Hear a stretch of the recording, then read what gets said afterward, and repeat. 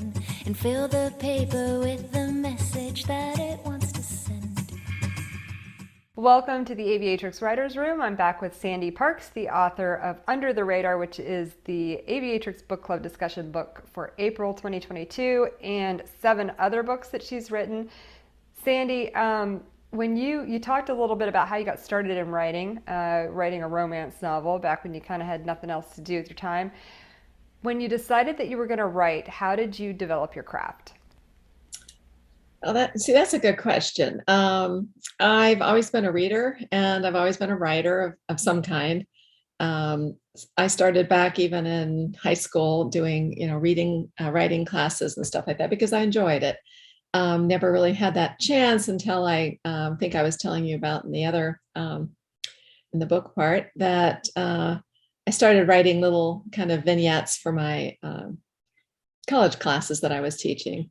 And it's just made them, you kind of learn how to make up stories and create situations and scenarios. And you always try to think of, well, let's make one thing even worse and one thing even worse. And then put those together. And then they had to figure all these things out and solve them or see if they could even work together. So I kind of looked at that and thought, well, it's similar to novel building ideas. I actually probably didn't tell you this, but I have like 3 other novels that are sitting under my bed, is what you call it. They will never see the light of day. And part of that is what I think a lot of people don't understand today. They finish a book, and by George, that book is going to get published one way or another. And sometimes you have to understand that just move on. Don't hang on to something forever. Move on and write the next one. Don't always make it in a series because, you can, but if the first book doesn't sell, then no one's going to buy your second book. So you might do yourself a service by having a couple different ideas and writing the first book in a couple different things if you plan on making it a series. If you're not doing a series and you're just writing about one topic and it's going to be a whole different person and different thing with the second, then don't worry about that. But be willing to move on. That's the hardest thing, I think, that writers today, they just want to publish that first thing that comes. It's done. If I can't sell it, I'm publishing it. Sometimes that first thing you write isn't meant to be published. Doesn't mean that the things that are in it can never be used. You can use a lot of the material and everything else, but it's the exercise of writing it that you learn a lot from. And I did that. I had a sister who was a professional author at the time. She also was a journalist before, so that's where she learned her craft. So she could read anything I wrote. She would edit it. She would give me advice, not a lot to start with, because I think, just like anyone, I think she was busy, and she figures that you need to learn to do it yourself somewhat. So keep writing, keep practicing, and keep going. And the first few books I wrote, it's too obvious who the bad guy was. If it wasn't meant to be obvious, if I thought I was hiding it, it was like, she's going, book, page 10, I know what it is, no surprise. So that didn't work. So, it's those kind of things where you learn a lot, you learn how to telegraph and not telegraph, how to where to start the book is the hardest thing. And so a lot of, I think some of the things I learned probably from her, and then from, people that I worked with, or, critique groups I got into. Some were really good. Some were terrible. You spend forever, going over one chapter and you're thinking like, okay, people, we're getting the nits, but we're missing the big picture. And so I think there's a lot of ways you need to learn to do your writing bits and pieces at a time, like, learn the craft of developing and laying out a story, and then learn the techniques, and then learn the cleanup. There's all these little stages that you really need to look at. You have to be pretty unique and pretty step back from your work to be able to do it all at once. I think I was mentioned to you earlier that my son has written some books, and I figured the last person he would talk to, or even want to hear from, would be his mother. But he's a professional, and he's really busy, and he had a little bit of time to write these stories, and he actually put out about a book a month. Wrote a book a month just about. And I took he said, Mom, would you look at these? He said, I don't have time to mess around. Tell me black and white, everything that needs to be fixed, and I'll do it. And he said, I don't care what you say, I'm just going to do it. So most people fall in love. Their book is their baby. And so they don't want their baby messed around with. I took a look at it. He reminded me a lot of me, 20 years earlier or whatever. And I tore it apart. And I went through, I said, I'm hitting everything all at once. I would never do this with anybody else. But I'm telling you, I'm doing it all at once. And some people will say, go ahead, just hit me with it all. I can handle it. And then you'll never hear from them again. I've done that with people before who said that to me. And then I've never heard from them again because they really are, it is too much. So, not everybody can. My son did great with that. He literally had no time. So when I said, cut the first chapter from 15 pages to, 3 to 6, he cut it to 5. And I think he said he'd even cut it more since then. So, there was a reason for that because that character, it was just the lead in, that character wasn't going to survive for the rest of the book.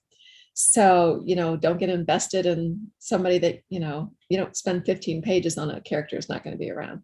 So you have to be, you really have to think through the pacing on your book, getting started. Even the books I have out today, I've made mistakes. Sometimes you shake your head and go, I'm going to go back and fix this someday. But again, you got to keep moving on. And I'm not a fast writer. In today's world, people write really fast. So I write long and slow and sometimes more detailed, and it takes me more research. So I'm slower. I trying to think of a series I could write that would be quick, no research.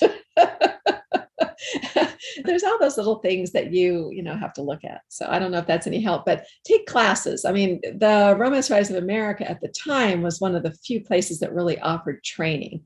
So you could go and you could take classes on craft. Didn't matter what you were writing. There were people that were, writing crime thrillers that would teach classes. And, it's good to go learn about different aspects. Every time you get a class and somebody's talking about pacing, characterization, action scenes, every single one of those will help you. It doesn't matter what you're writing. You could be writing, horror stories for that matter. It still helps. And so, that's what you learn from. You talk about being a slow writer, and maybe it's just a function of time, but it feels like you're fairly prolific at least within our group. You've written so many books. How do you, what does your writing life look like? How do you structure your day? Do you work full time, or were you writing when you were working full time? And how did you work through that? Well, when I really started writing a lot, I was working and writing when I first started. But later, my husband had to move he was doing a year in one place, then moving right on to the next. So I didn't even try to get a job, and I just wrote. And so I wrote like 2 books in that 1 year. Yeah, for me, that's a lot. And those 2 books no one will ever see, but that was the good practice. And then once I moved down here, I thought I'd go back to work, but my youngest son needed a little bit of help in school. So I went into schools every day I could and worked with the kids on math and reading. You just kind of do what you do for your families, and sometimes it's not what you expect. That's when I started writing more books. And if I look at all the years I wrote, it doesn't seem like I've gotten much done. But back in the day when I started, you basically had to write, and then you spent a good part of your time trying to find agents and trying to find editors and going to meetings and going to national conferences to meet editors and agents. And actually, if you really want to publish with one of the big houses today, if that's your goal, there may be reasons it is or isn't your goal, and there's plus and minuses with both. Then you really need to go that route. You need to put together packages and mail them out. So when I say packages, they're email things that you put together and you email out to agents. But honestly, querying, yeah, the best way to do it, honestly, is not that way, because knowing so many agents over the years, basically they don't have time to look at them. And at the most, they might have one of their staff look at them if they even have time. But some will get 250 a day. So yours is going to never even get looked at unless someone, and what happens often in the publishing world is they come out and say, hey, we're looking for this kind of story right now. That's it.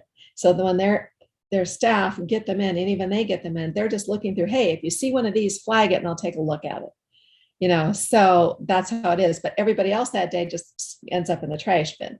So the best way to get to meet an agent or an editor, and you can meet both, is to go to a national conference of some kind.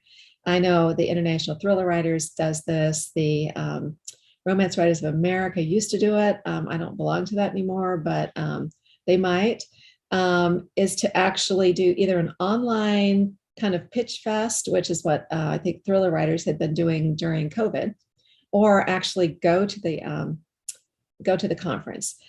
One of the things I did, and I actually got requests from like 4 different agents, maybe 5 that year, I can't remember, it was quite a few, is I volunteered to work at the conference. It was one that was in New York. So I knew that there would be a lot of agents and editors that come to New York.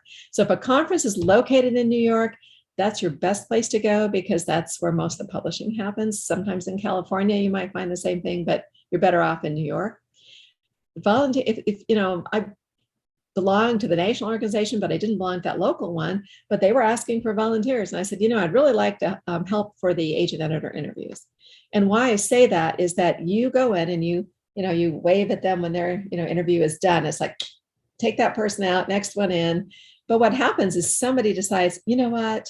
I don't want to talk to an agent. I don't want to talk to an editor today. I'm chickened out. Nobody shows up. So what you do is you say, oh, your person didn't come. And then you just kind of sit there and talk to the person. And then since they're an agent or editor, they say, well, what do you write? And you tell them what you write. And they go, here's my card. Send me your stuff. And that's what happened. And that happened probably out of I think I did get 5 requests that time. I'd say 3 of them were just like that. That's and the 2 so were, smart. Because you only can sign up for like 1 or 2 of these things. Uh-huh. So, it depends. I can't remember how you do them all. Everyone does their editor agent stuff differently. But I mean, that's one way you get through the door. And I had an agent before, because I got one when my sister was writing some romances at the time. She writes mysteries now, very popular mystery series. So I'll give a pitch for the Lexi Carmichael mystery series, Julie Moffat. I was going to say, yeah, tell us. So hers are a lot of fun. They're a little crazy. They're really meant to be light, but they deal with people that are hackers. I mean, the character in the story used to work for the NSA, and then she gets out and goes with private organizations, and that's what they deal with. So it's got all these fancy adventures. It's a lot of fun. She's a bit of a geek, so she's doesn't always fit in. And my sister's actually written a spin-off YA series from that too, and it's called the White Knight series, which the White Knights are the good guys in the hacking, and so that's where that came from.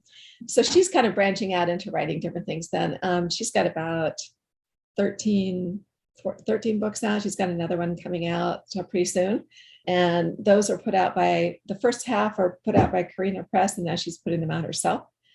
And she actually has a whole really popular Facebook fan group that, is the busiest group I've ever seen. So she's doing things right when it comes to, publicity and all those kind of things too. So you two are like a power sister in the writing world. Yeah, well, she writes very fast, but she also is a single mom.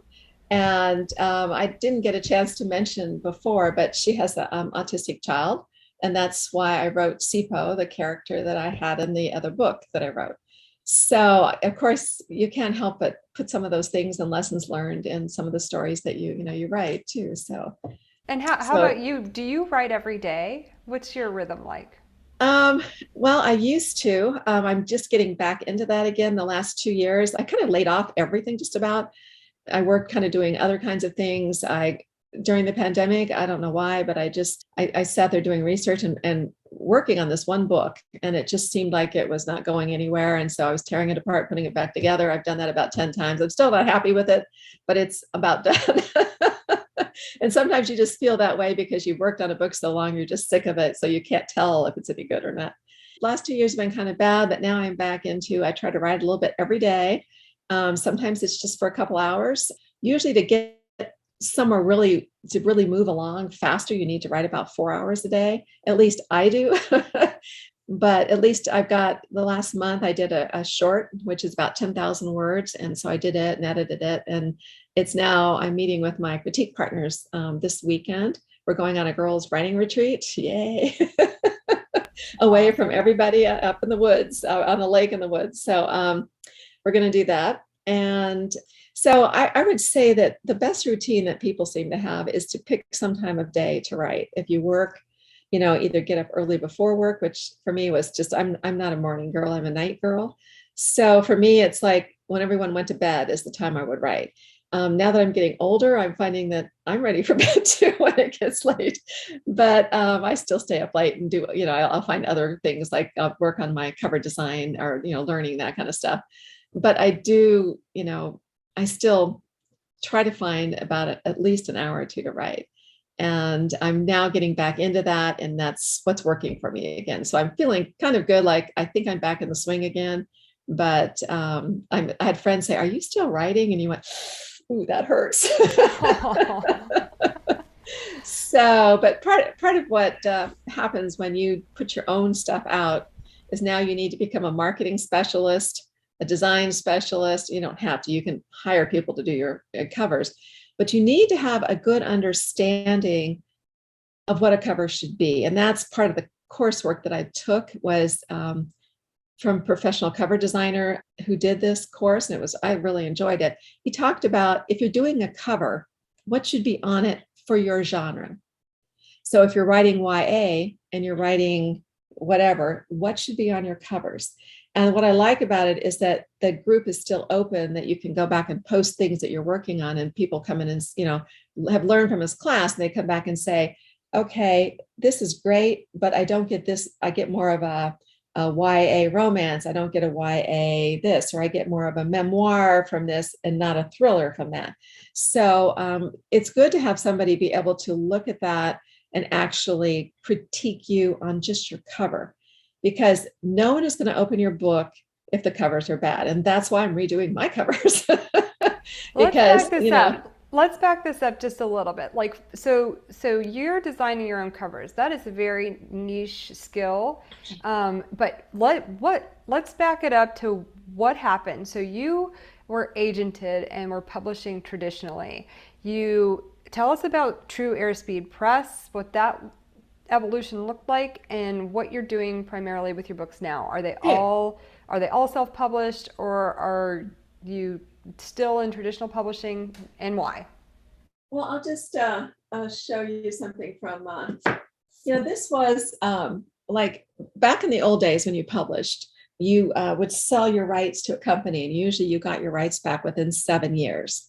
That is not true anymore. That has changed because of e-publishing. Once a company gets hold of your books, you can be very lucky to get them back, but you don't know. There are people, I saw somebody else the other day say, hey, I got my rights back for a book I'd published with somebody so many years ago. So you can always ask, even though you sold it to them in perpetuity, I can really say that, you can still often get your rights back. Sometimes they'll ask for money for them. Especially if you were a big writer or doing really well, your chances of getting them back are small, but if you did, you'd probably have to buy your rights back. So there's always that. But in the old days, up until recently, I'd say until about the last 10 years, maybe 12 years, you could get your rights back. So like my sister and I did a trilogy, and it's called this was the historical romance that we did. So we got ours back and we recovered them, because the covers that they did at the time, this is why people prefer to often publish for themselves. I could show you our old covers and none of them even look alike, because when they were putting ours out, there was a series of 3 books, but my sister had one, I had one, she had one, and then, we did other little things on the side. But they put the book out one at a time with no like her first one looks like a Gothic where they're running away with a castle in the background and somebody's holding a candle in her long little dress as she's running away, because it's supposed to be, kind of adventure or romance. And then the second one I had, they were trying to decide how they wanted to cover the future books in this. They couldn't decide. So they took somebody who already had one coming out. Mine was with a guy on a ship, right? Because it was dealt with Salem, Boston, near Boston. So it was about a shipwright. And so they just took the same guy, the same ship, and they just moved him into different positions and put my title out.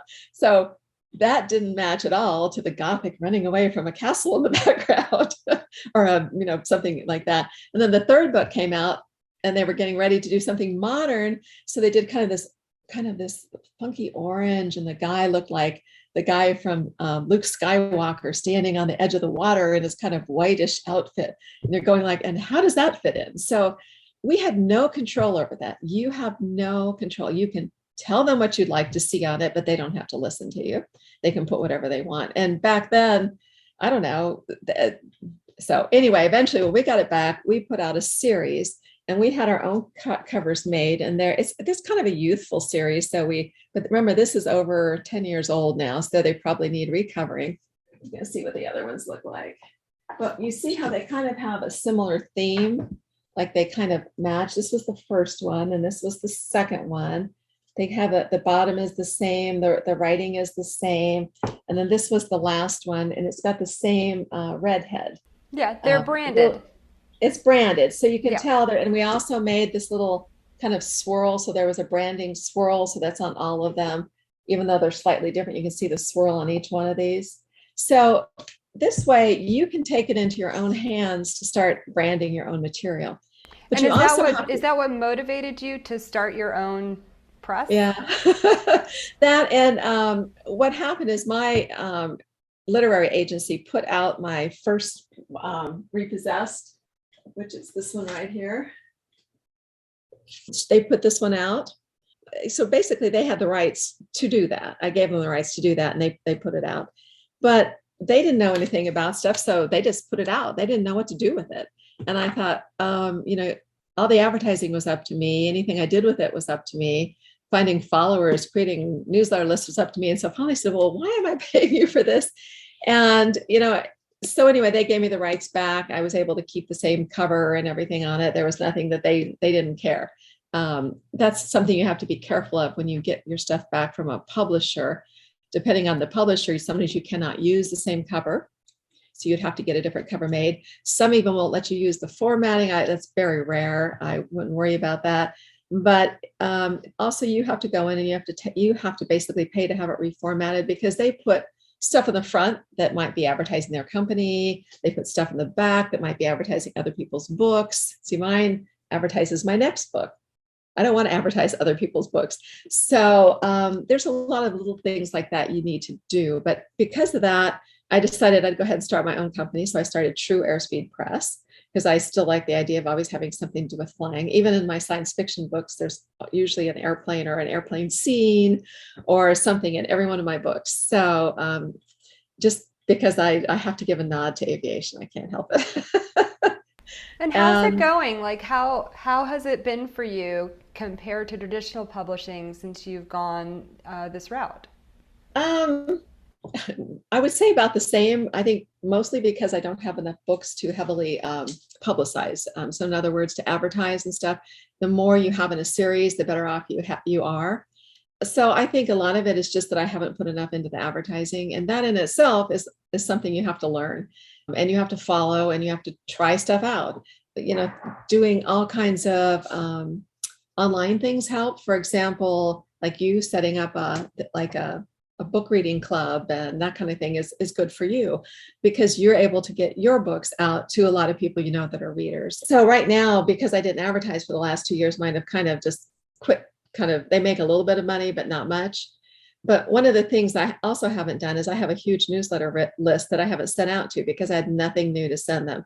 So kind of all in the mix, I've just let things set, which means as I am scoping up now to start re-putting stuff out, it means I almost have to start over again. I have to go back. I have to look at everybody in my newsletter list. I have to refresh that. In other words, start sending out to them and see how many people ask me, which I could have a really high drop rate, which then will sometimes make the places that you're sending email from your readers list. Sometimes you can get in trouble for that if you have too many people drop you. So I'm going to have to figure out something really enticing to keep people wanting to, open the newsletter. What do you mean by that? You can get in trouble for it. What does that mean? It basically, there's a fine line between when you send out newsletters, between spam, people wanting to be on it. Now, everybody who's on my list signed up at some point.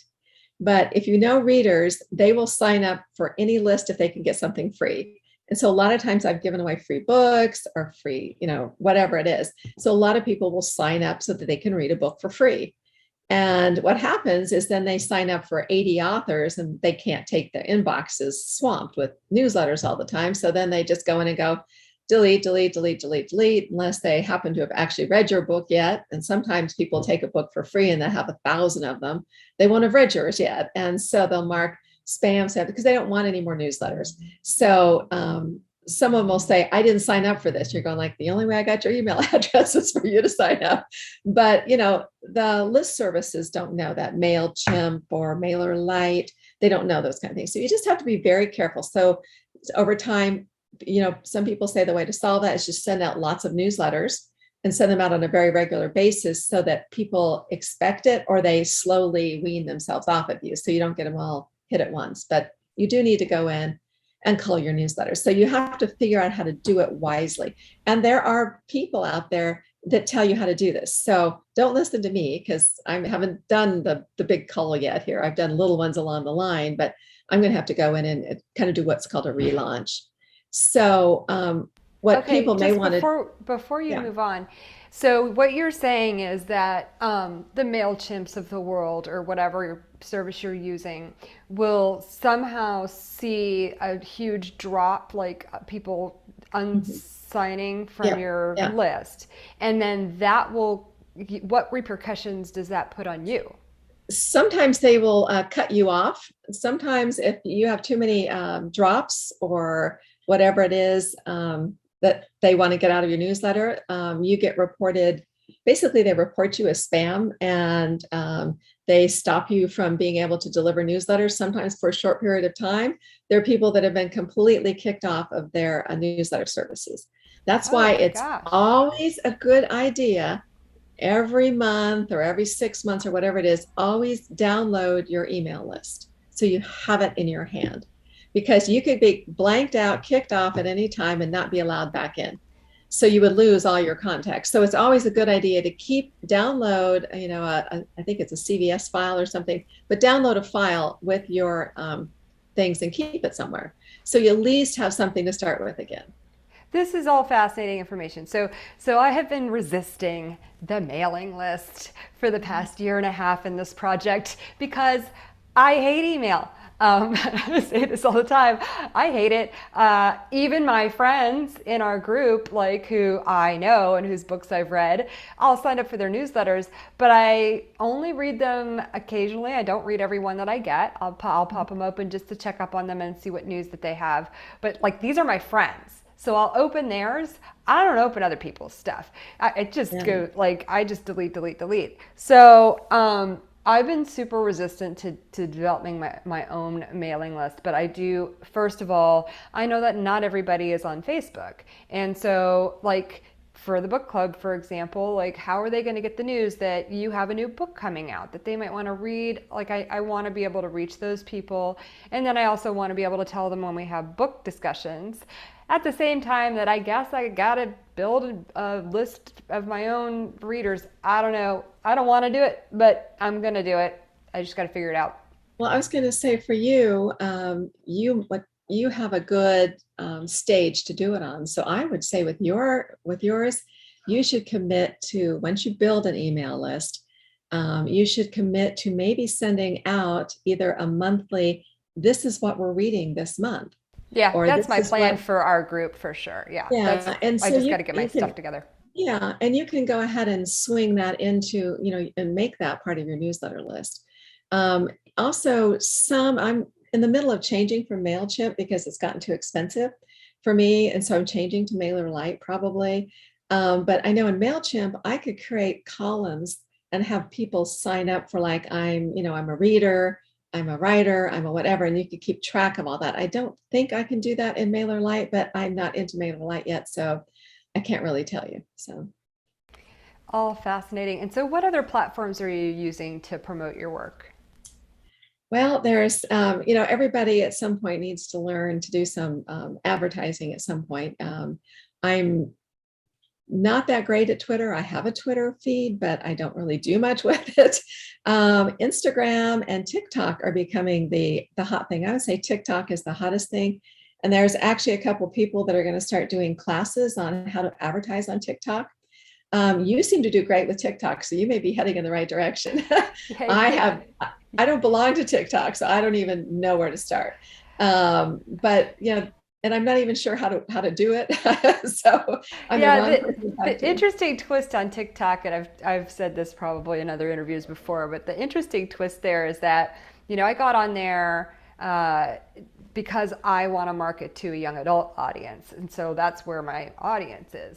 But the way, like, my entry to it was to post, videos and pictures of aircraft and stuff like that, and then every once in a while I'll sneak in a little clip of an interview with an author, and as a result, I have like every 40 to 60-year-old man who likes airplanes and aircraft who follows me. And it's been really interesting because what that has evolved into recently is this sort of I've kind of jumped into the fray on this discussion about these guys on TikTok.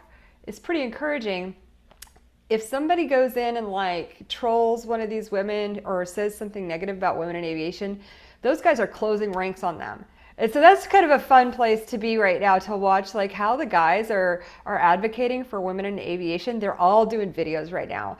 TikTok is a different place than I thought it was going to be. I got to be honest. Like my teenager's been on TikTok for years.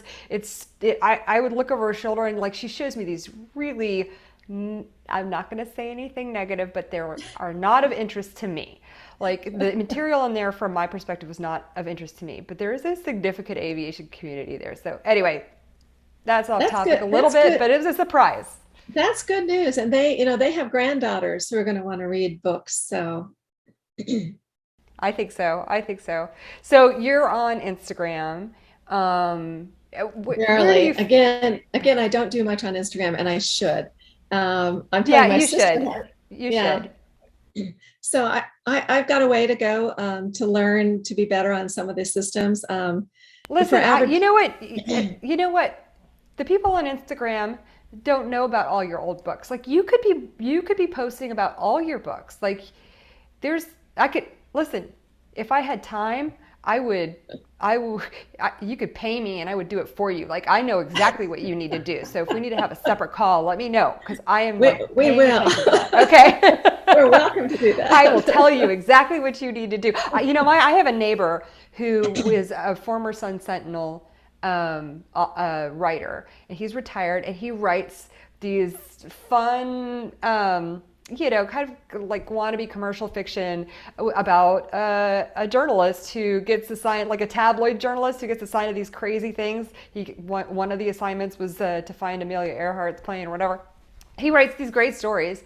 He self-publishes them all. He has no social media. I'm like, Ken, I could create your Instagram account in a minute and you would be selling these books.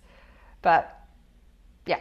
Anyway. See, I do need to talk to somebody, because I am so out of the young person's the today's world purview on stuff. So yeah, I've got a lot of my own homework to do, which is pretty much true of any author. So I've got to get a relaunch going, and I've got to figure this out and figure out what to do with it. So. Well, I'm just going to, because I mentioned it in the interview that I did yesterday with Amy Collins, I'll mention it here. If you are looking to learn how to market your book and resources for that, the Women in Publishing Summit is a great resource. And then that's a once a year event. And it's just chock full of great information on everything from the craft of writing all the way to book promotion. And they also have this program that you pay a little extra for. I think it's $300 or $400. Most of their stuff is very reasonably priced. That's called Book Launch in a Box. And it walks you through, like, what do you need to do to launch your new book or relaunch an older book. So it's a great resource. Yeah, they're also Nink. I can't remember what it stands for, but it's local here. Usually it's in Orlando. And you have to have sold at least one book with so much sales, or two books with something or another. So you have to have a little bit of a record to be in it. I don't belong. I belonged years ago and I dropped out. And now in order to get back in, I have to have current sales that meet that. I'm going like, well, okay, I'm not to that point again. So, because I've not done anything. So now I can't get back in.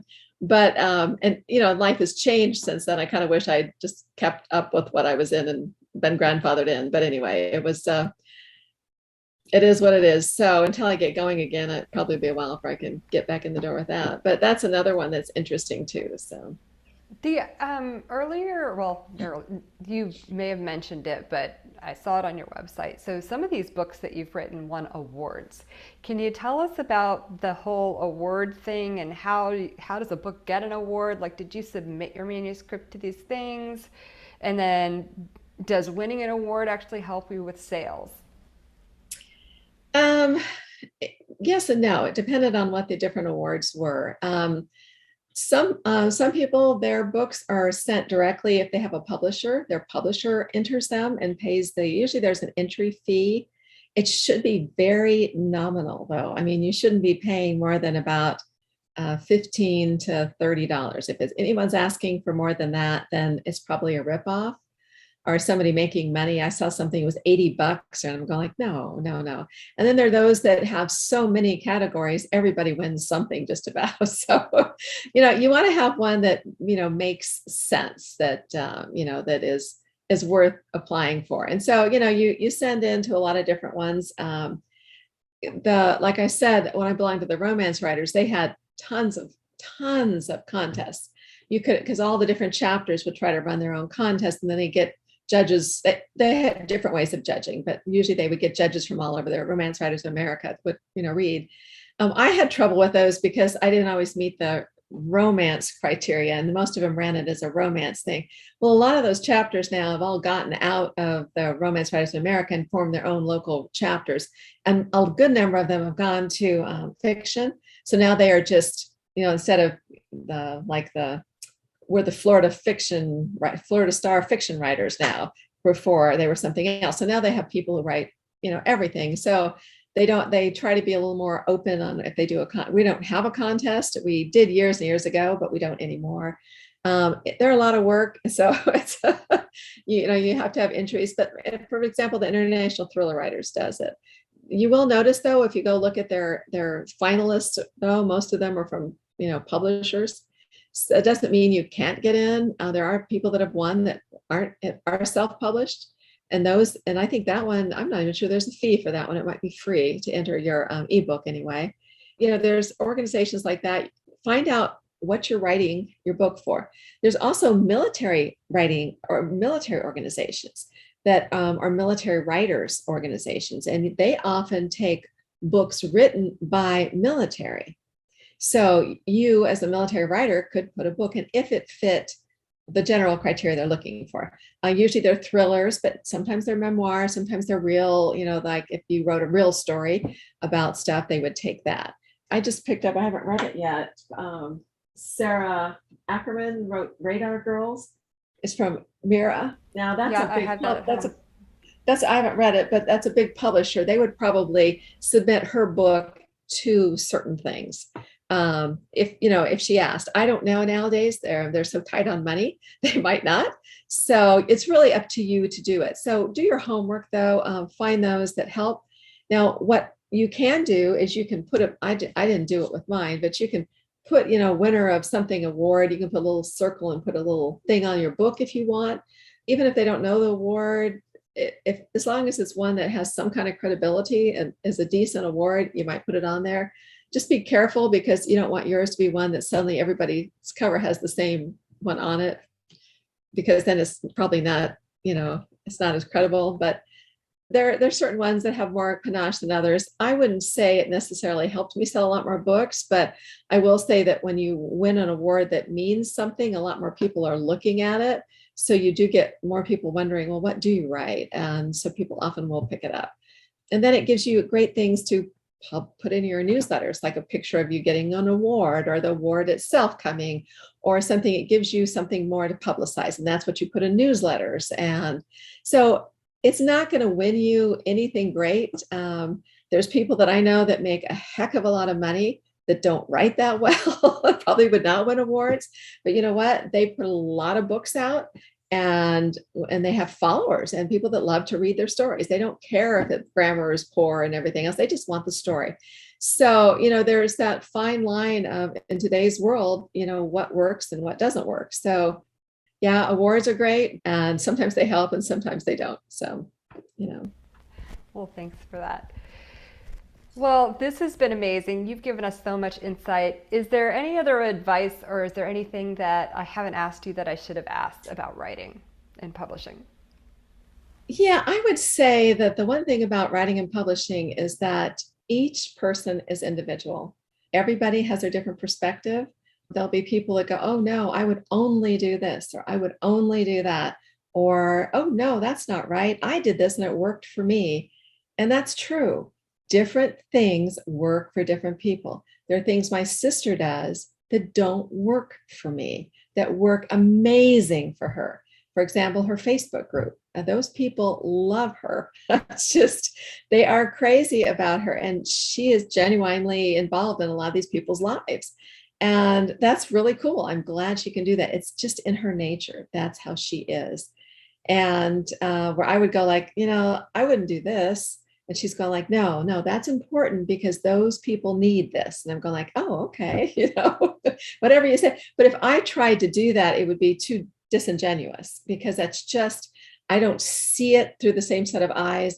So it doesn't, that doesn't work for me. So you will find things that work for you really well that would not work for me no matter how hard I tried to do it.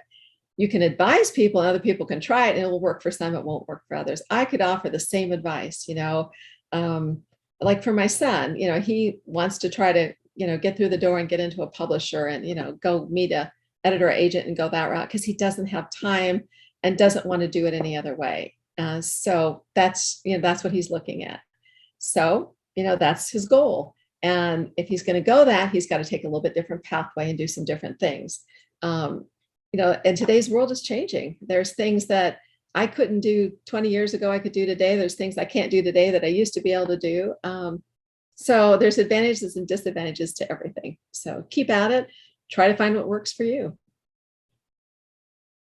That's excellent advice, Sandy. Thank you so much. Thank you for your time talking about the book and especially for all of your insights from your vast experience in writing and publishing. You've been awesome. Well, thank you very much. I've enjoyed it. It's great talking to you and you've given me ideas. So. Okay, good.